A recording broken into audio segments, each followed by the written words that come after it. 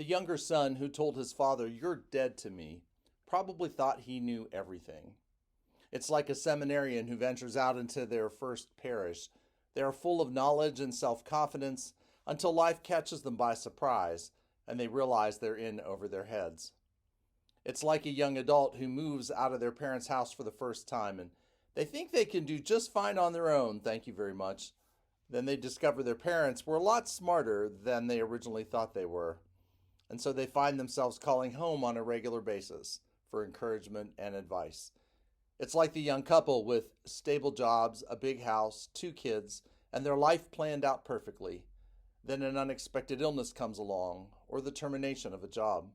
And suddenly their world looks quite different, and their priorities need to shift dramatically. The younger son who told his father, "You're dead to me," probably thought he knew everything.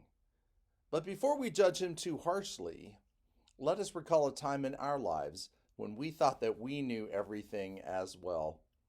Let us recall a time in our lives when we too were filled with knowledge and self confidence, when we thought we had everything figured out and failed to listen to the advice of our elders, when we focused on our own needs and wants and desires without considering how our actions impacted those around us.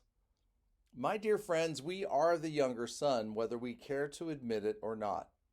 And if we think long and hard enough, we can recall a time in our lives when our actions were just as brazen and reckless as the younger son in the parable. Last week, the younger son asked his father to give him the share of the inheritance that would be his when his father died. Ouch. He essentially told his father, "You're dead to me." For whatever reason, the father honored his son's hurtful and spiteful request. Well, this week, Luke tells us that a few days later, the younger son gathered all he had and traveled to a distant country. And there he squandered his property in dissolute living. When he had spent everything, a severe famine took place throughout the country, and he began to be in need. This was a young man who didn't have a plan for his future. He lived life to the fullest moment by moment, sucking on the marrow of the bones of life until he choked on them. It's not a pretty story. We've seen it happen time and time again. It may have happened to us. It may have happened to someone we love.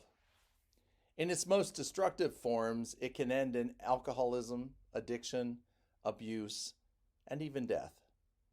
In its lesser form, it can be a decision we made in life that we later regretted, a decision that set a series of events into motion we couldn't stop from happening, a decision that we wish we had the opportunity to do over again, but we know that's just not possible. The younger son, who told his father, "You're dead to me," thought he knew everything. Therefore, he ventured boldly into the world and squandered his property in dissolute living. The King James Version of this text is absolutely marvelous. It says he wasted his substance with riotous living. If we need to unpack this phrase a little bit more, the original Greek tells us that he frittered away and spent recklessly his property and possessions on excess, debauched, decadent, and self-indulgent living. Woo! In other words, he lived life to the fullest and probably just a little bit more.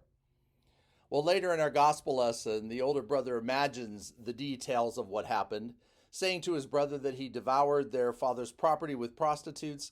However, there's no indication that this was the case.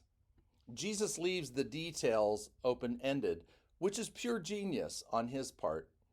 It invites the audience to imagine what the younger son did. And hopefully they would fill in some of the details based on their own lives or the life of someone they loved. The intent is for us to identify with the younger son at some point in the story. We may not have partied excessively, wasting our substance with riotous living, but we've all ventured out into the world filled with too much self-confidence and knowledge and found ourselves knee-deep in the muck of life. And this is exactly what happened to the younger son. Luke tells us that when he had spent everything, a severe famine took place throughout the country, and he began to be in need. So he went out and hired himself out to one of the citizens of that country, who sent him to his fields to feed the pigs. He would gladly have filled himself with the pods that the pigs were eating, and no one gave him anything.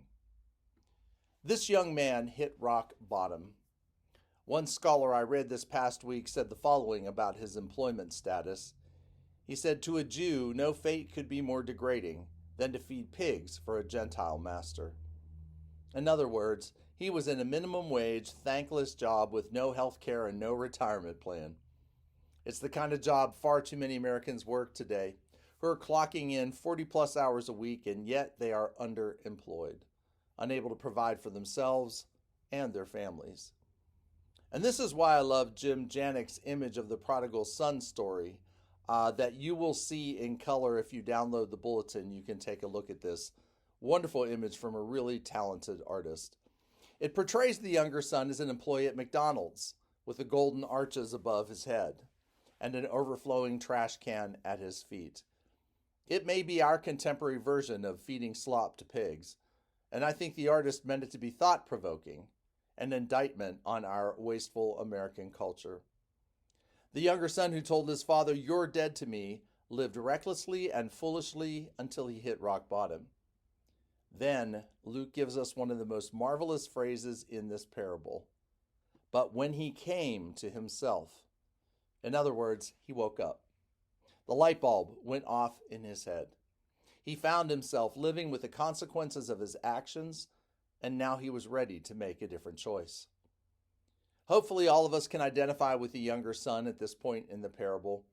Our story may not have been dramatic as his, but surely, if we've lived at all, we've made mistakes that led us to a place that we never intended to go.